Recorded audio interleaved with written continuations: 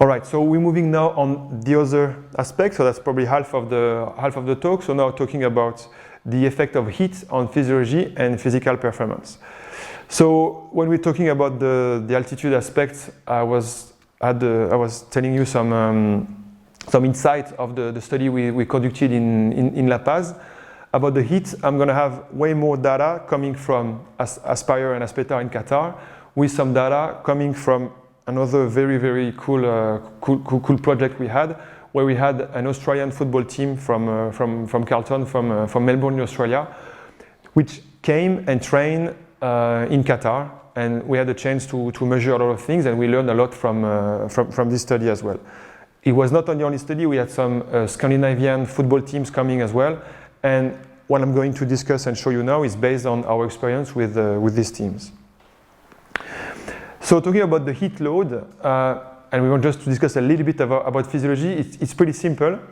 More or less, the heat load that a player receives during a game is just a balance between the heat that he produces himself throughout exercise, as we produced irrespective of the environment, but on his own heat production, we have to add the heat coming from the environment.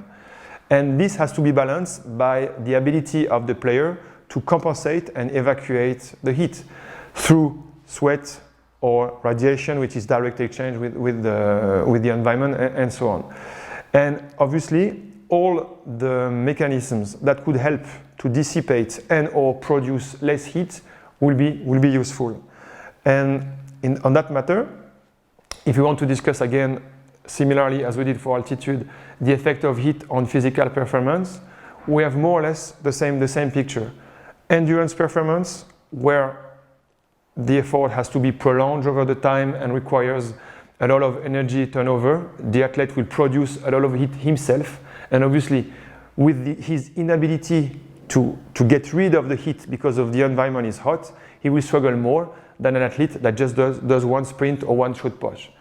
So I like the analogy with altitude, because even though the mechanisms are completely different, if you think about the type of sports that are affected by either altitude or heat, it's pretty much the same. Endurance, difficult. Speed, power, all right. Then football, in between, will have a moderately, heat will have a moderate effect on football. If we look more specifically at some game data that were collected in Qatar as well, you see that overall, total distance between a match in normal temperate environment and a hot wasn't much affected, a bit, but not much. But obviously, it was the high intensity running, the repeated high intensity running movement that were clearly decreased while performing in the heat, which is not that surprising, of course. Okay, so now let's discuss about the strategy that can be used or implemented to minimize the effect of heat on performance. So a bit as we did before with the effect of altitude and the time course of recovery when players arrive at altitude, we can have exactly the same approach when we look at the acclimatization time course on the physiology when players are exposed to the heat in a hot environment. And again, as you see, the time course, the kinetic are pretty much different irrespective of the different biological system. So if you look at plasma volume, which is what adapts the faster, so within 4 or 5 days you get already a clear plasma volume response. Heart rate is linked to that, but if you look at, for example, the exercise capacity overall, or the ability to maintain or to modulate internal temperature, that takes way longer, and some adaptation are not even over after 10, 12, 15 days. So again, that gives us a little bit of an idea of the optimal window, the optimal time frame that should be required to let players acclimatize, maybe never fully, but the more they can. We have some interesting data from the different studies we discussed as well on how we can monitor the acclimation to heat with players on the field, and as well that gives us an idea of the time frame. So for example, by using some very simple measures such as morning heart rate, morning heart variability, exercise heart rate during submaximal runs, we see that there's a trend for either an improvement in heart variability or a decrease in exercise heart rate, which are both synonyms of adaptation. And in that case, we had camps over 2 weeks, and there were just a continuous improvement in all these measures, showing that, again, 2 weeks, after 2 weeks, there was still kind of an improvement. Another simple measure to track acclimation, in that case, we were using a ratio between the RPE, as a measure of internal response to training, and the meters per minute as another measure of intensity, but is external. So in that case, at the start, we have a very high RPE for a low meters per minute, showing that the internal cost of not doing much was high. And with the time, doing almost the same was associated with a lower demands. And that's a nice way to show the trend of the adaptation as well. But again, in that case, there was an 8-day camp in Asia through the heat, and after 8 days, there was still a trend for adaptation, which again shows that the acclimatizations takes time.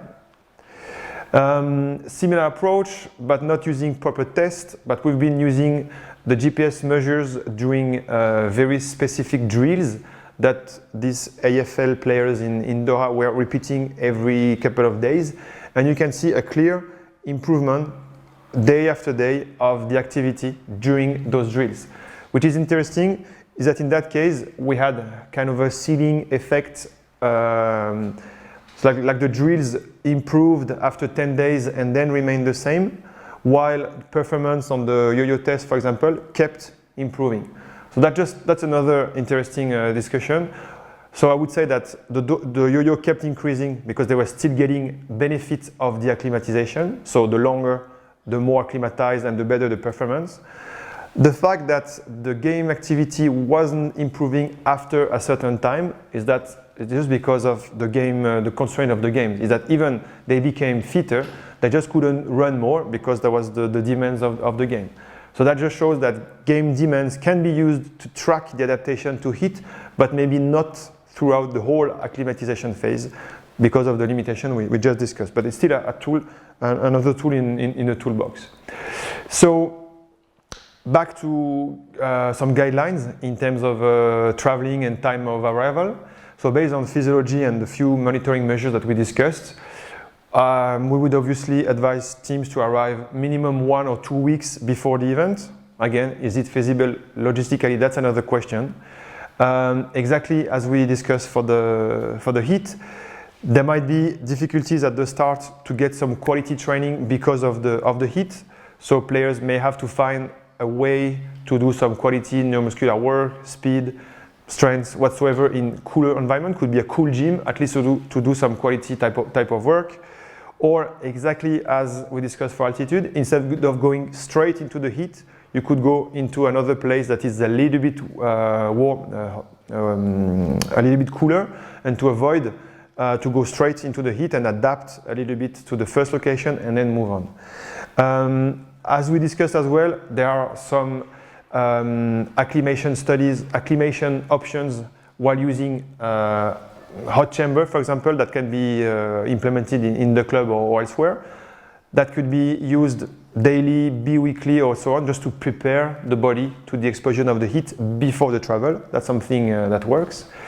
Once the teams are arrived at the location, obviously important, as we discussed with altitude, to control the load and the intensity of the session, because for the same load, the perceived intensity will be way higher. So you probably will have to adjust the intensity of the training and probably having more rest between the drills and so on to make sure the load doesn't spike immediately when players arrive at the destination. Play the game and then leave, obviously, once the game is over. Okay, and we can discuss now some specific guidelines for heat acclimation that could help players to prepare a game in hot environment, but probably more options for the things that can be implemented at the club, so ahead of the travel, and maybe to avoid to travel for 1 or 2 weeks before the competition. So most of the time this can be done with what we call a heat chamber or an environmental chamber, for example. So the research suggests that this key session should be 6 minutes per day in a temperature that is more than 35 degree minimum, The temperature could obviously be built up through the sessions, so starting a bit lower and day by day, if the player can cope, just increasing the temperature, increasing the humidity as well. 1 or 2 weeks of this acclimation protocol are probably are generally recommended, but as we discussed before and as we've seen for the plasma volume, for example, after 5 days there are already some pretty good adaptation, especially in terms of plasma volume. So 5 days is probably the minimum, the least number of sessions that should be beneficial. Then there's always a question in terms of locomotor activity. Shall we, or is the adaptation the best if we use cycling versus running? So there are people questioning, if we play football, shall we just do this acclimation session while we run? But on the other side, cycling might be obviously easier and so on. So that's something not very clear yet in the literature. But the most important aspect of all that is to make sure the internal temperature rises as high as possible, as long as it's safe, obviously. So it will be above 38, 39 degrees internal and induce a high sweat rate. So as long as you are able to make your athlete sweat, you're probably in the right direction to create this acclimation to heat.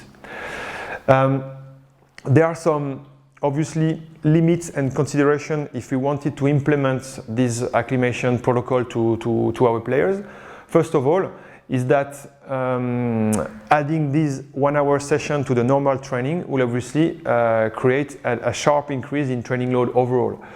Because if we take the example of an individual athlete, an endurance runner, he could simply, eventually, replace 1 hour session that he's used to do outside by this 1 hour of training in the heat. So that's just 1 versus 1.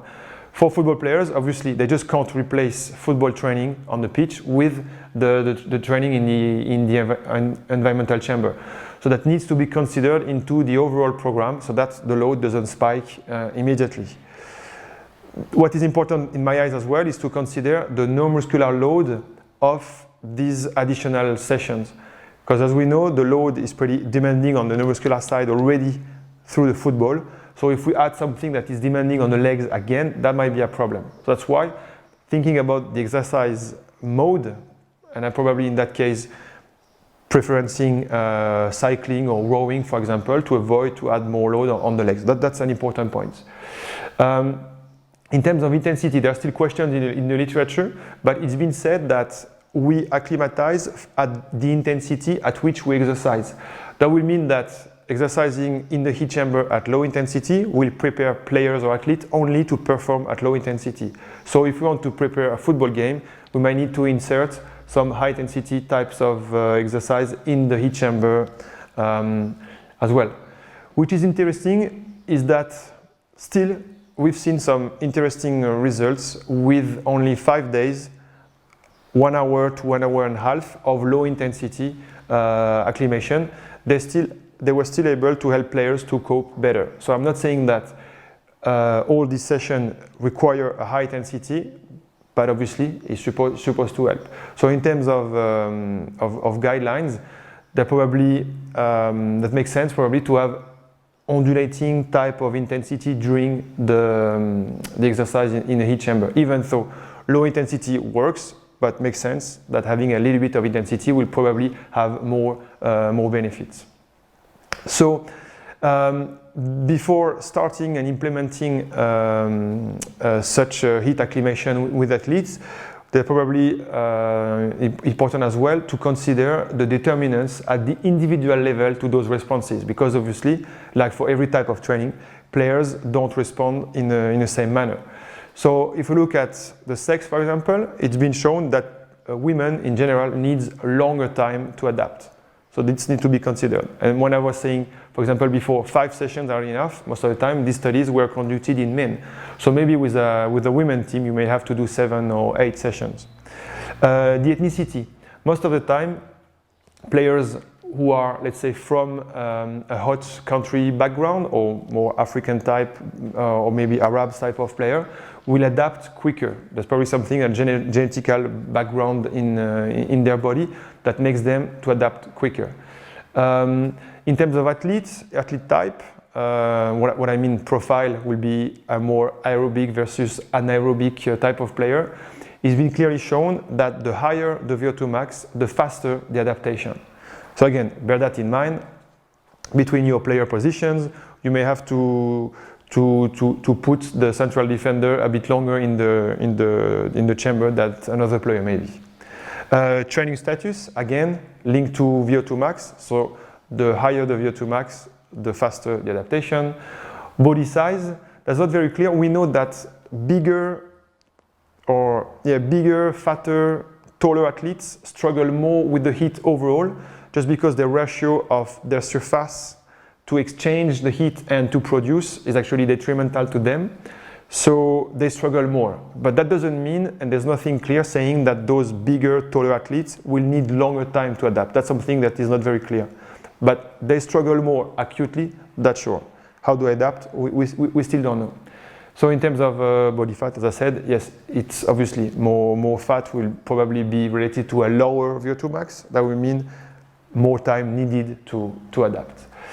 What is very interesting is that the history of acclimation helps a lot. So if a player has been acclimatized in the past or if he's used to acclimatize regularly, each time he will require to adapt, he will go faster. So there is kind of a memory that obviously helps when we design a camp or re-acclimatization camp, as I'm going to discuss after.